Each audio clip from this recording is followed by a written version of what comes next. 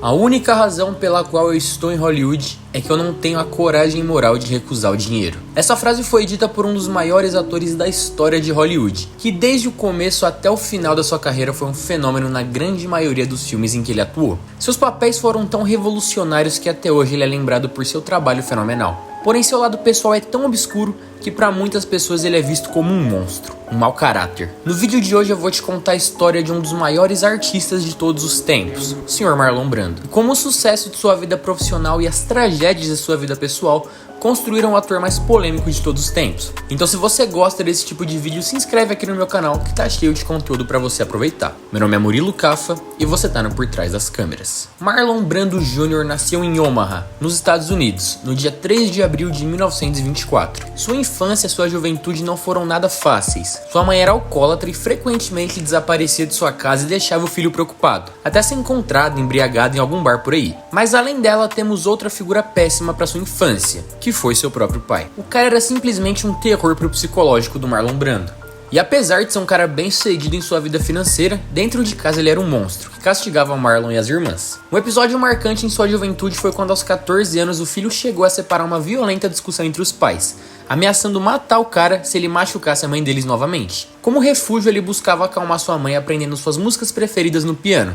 Isso é realmente bem chocante e ficou marcado por toda a vida do ator. No ensino médio, o jovem Marlon Brando refletiu o comportamento conturbado de seus familiares dentro das salas de aula, confrontando professores, vandalizando propriedades e assim se tornando mais um caso de um jovem que provavelmente não teria futuro. Porém, seu destino foi escrito de forma certa por linhas tortas. Devido ao seu comportamento agressivo, ele foi expulso da sua escola em uma ocasião. Seu pai ficou extremamente revoltado e decidiu mandar o cara para um colégio militar, do qual ele mesmo havia se formado. Só que para surpresa de todo mundo, foi ali que ele se deu bem. No internato, o jovem começou a se destacar muito no teatro, onde ele conseguiu canalizar toda a sua raiva e angústia.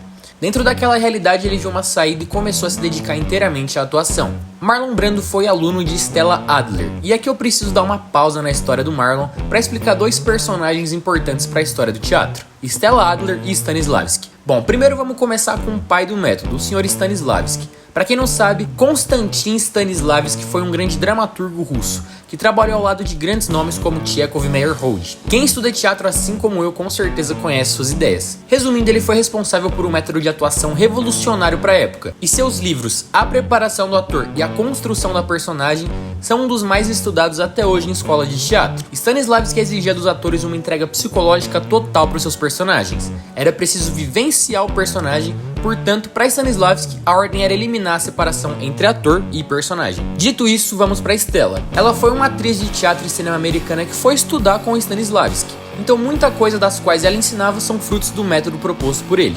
Porém, ela discordava diametralmente de um outro professor da época, o Sr. Lee Strasberg. De um lado, Stella considerava que o ator deveria criar usando a sua imaginação, enquanto o método Lee Strasberg dirigia-se às experiências pessoais do ator. Vale ressaltar que até hoje as duas vertentes são estudadas em escolas de teatro, mas o Marlon foi pro time da Stella. Enfim, Marlon Brando era um estudante dedicado e talentoso de Stella, com quem ele aprendeu as técnicas do Stanislavski. E essa técnica encorajou o ator a explorar os aspectos internos e externos para realizar plenamente o personagem que estava sendo retratado. E a notável percepção e senso de realismo que Brando estava desenvolvendo ficaram evidentes desde o início.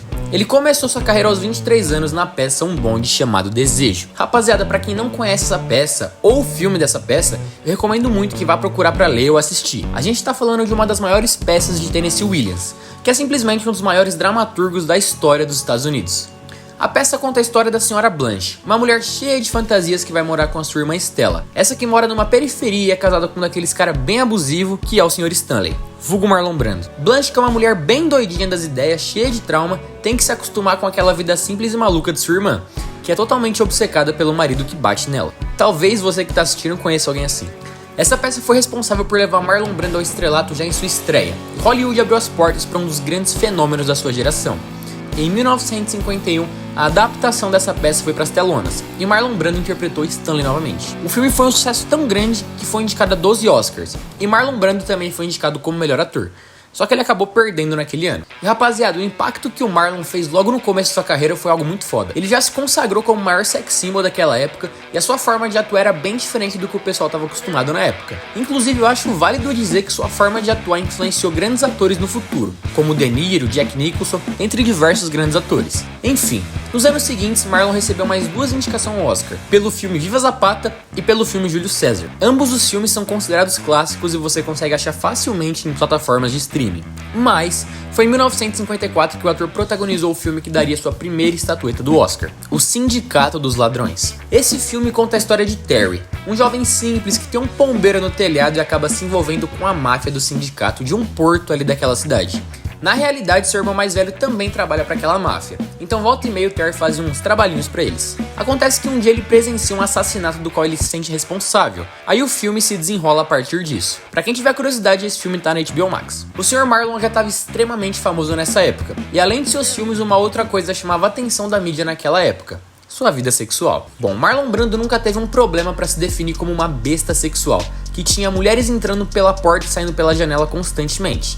Inclusive, pra quem não sabe, o ator era bissexual, o que já deixava as pessoas chocadas naquela época. Mas uma coisa interessante que eu achei em sua pesquisa foi que essa compulsão sexual talvez tenha vindo por causa de um abuso que o ator sofreu na infância por parte de sua babá. Em seu próprio documentário, o ator recordou de um episódio quando ele tinha somente 4 anos de idade com a sua babá, que mudou completamente sua vida a partir dali, e que talvez tenha causado esses comportamentos que o ator teve ao longo de sua carreira. Mas enfim, Brando se casou 3 vezes e teve 11 filhos reconhecidos, e dizem que ele teve mais um monte que o próprio não reconheceu. Mas voltando para sua carreira, o ator no decorrer das décadas foi vivendo de altos e baixos, porém foi na década de 70 que ele voltou a figurar no topo de Hollywood. Em 72 ele protagonizou um dos maiores filmes de todos os tempos, O Poderoso Chefão. E o que falar desse filme, né, família? Quem não conhece precisa assistir urgentemente. A gente tá falando de um dos maiores e melhores filmes de todos os tempos, que revolucionou o cinema. No filme, Marlon Brando interpreta Dom Vito Corleone, o chefe de uma das grandes famílias da máfia que sofre um atentado e sabe que precisa definir seu sucessor para ocupar o cargo de chefe da família, enquanto as outras famílias vão se articulando para acabar de vez com os Corleone. É um filme simplesmente sensacional que vale muito a pena. E a performance do ator aqui nesse filme é impecável. Ele mergulhou e aprimorou o personagem de Mário Puzo, chegando até a colocar uma prótese na sua boca para interpretar o Don Corleone. É aquele tipo de papel que vai ficar eternizado graças ao trabalho desse ator. Com o sucesso do filme, o Marlon recebeu seu segundo Oscar, mas dessa vez ele não foi receber o prêmio. Na noite de entrega do Oscar, Marlon enviou uma atriz hispânica representante dos povos indígenas para falar em seu nome protestando contra a forma como Hollywood discrimina os índios. E até hoje esse discurso é lembrado como um dos momentos mais marcantes da história do Oscar. Bom, ainda em 72 o ator protagonizou o filme clássico O Último Tango em Paris. E aqui talvez venha a maior amante de toda a sua carreira. Bom, esse filme foi dirigido pelo diretor Bernardo Bertolucci. Em uma das cenas de sexo do filme, o diretor queria uma reação real da atriz Maria Schneider, que na época tinha somente 19 anos. Então esse filho da puta, junto com Marlon Brando, planejou que a cena aconteceria de forma real, sem o consentimento da atriz. Eu não vou entrar em detalhes do acontecido porque esse tipo de coisa o YouTube nem me permite falar aqui, mas quem tiver interesse consegue achar facilmente matérias falando sobre esse abuso. E o que falar, né, rapaziada? É simplesmente doentio, vergonhoso. E mesmo depois de morto, as pessoas vão atrelar essa imagem de abusador ao Marlon Brando, que já passou por uma vida extremamente conturbada, e esse abuso só mancha ainda mais a reputação de um dos atores mais talentosos que o cinema já viu. Mas enfim, o ator no decorrer da sua carreira ainda participou de grandes filmes, como Superman, Apocalipse Now, dentre outros. Porém, vale mencionar que ele sempre causava com o pessoal da filmagem, e era visto como um babaca em boa parte das produções. No decorrer de sua carreira, ele foi ficando cada vez menos dedicado e cada vez mais babaca, chegando ao ponto de nem decorar as falas nas gravações e fazer tudo da cabeça dele. E chegamos na parte da maior tragédia em sua vida. Então, se você está gostando desse vídeo, deixa o like e se inscreve aqui no meu canal. Bom, vamos lá. O Sr. Marlon Brando nunca foi presente na vida dos seus filhos, e uma tragédia estava prestes a acontecer em sua vida. Cheyenne, sua filha, decidiu se dedicar na carreira de modelo, mas para suportar todas as pressões físicas e psicológicas que foi submetida, ela começou a utilizar inúmeras drogas e tranquilizantes. E em 89 ela sofreu um acidente de carro que quase tirou a sua vida, fazendo ela ficar com a mandíbula deslocada e saindo da carreira de modelo. Por conta disso, ela enfrentou uma severa depressão, Só que ela engravidou no mesmo ano, e o pai de seu filho era o Sr. Dag Drolle, ou seja lá como é que se diz esse nome. Mas ele vinha de uma família que era amiga da família de Marlon Brando, então tava tudo em casa. Marlon decidiu dar total atenção à filha e a chamou pra morar junto com ele. Tudo parecia ir bem, até que no dia 16 de maio de 1990, esse cara foi morto a tiros pelo meio-irmão de Cheyenne, Christian, filho de Marlon Brando com a atriz Anna Kashif. E esse trágico episódio aconteceu na casa do Marlon Brando. Segundo Christian, o tiroteio teria sido acidental, pois naquela noite, Drolle tinha abusado fisicamente de Cheyenne. Revoltado com a confissão do irmão, o rapaz afirmou na época que teria ido tirar satisfação com o cara. No entanto, o gatilho disparou após o cunhado tentar retirar a arma de sua mão. Olha só que merda. Cheyenne fugiu pro Tahiti, muito abalada com o ocorrido, e em junho de 1990 ela deu à luz a Tuki Brando, o neto do ator. Mas ela foi logo internada em um hospital psiquiátrico após tentar suicídio 2 vezes. E o pior ainda nem chegou. Por conta desses episódios, um juiz francês determinou que Cheyenne tinha graves problemas mentais. E por conta disso, ela perdeu a guarda de seu filho. Em 16 de abril de 1995, Cheyenne Brando tirou sua própria vida. Rapaziada, isso realmente foi a gota d'água em uma vida repleta de dores do ator. O astro ainda continuou ativo no cinema, mas sinceramente ele nunca mais foi o mesmo. Brando passou seus últimos anos de vida sozinho, endividado, na sua casa em Los Angeles, e morreu no dia 1º de julho de 2004. Foi um fim bem triste para uma das maiores lendas que o cinema já viu. E o que dizer, né, rapaziada? Brando foi um dos atores mais respeitados da história, e até hoje é reconhecido como um dos maiores de todos. Ele ganhou respeito entre os críticos por suas performances memoráveis e presença carismática na tela, e ajudou a popularizar a atuação de método, servindo como precursor para grandes atores. Então seu legado pode ser visto de 2 formas: pelo seu lado profissional brilhante e pela sua vida pessoal extremamente conturbada.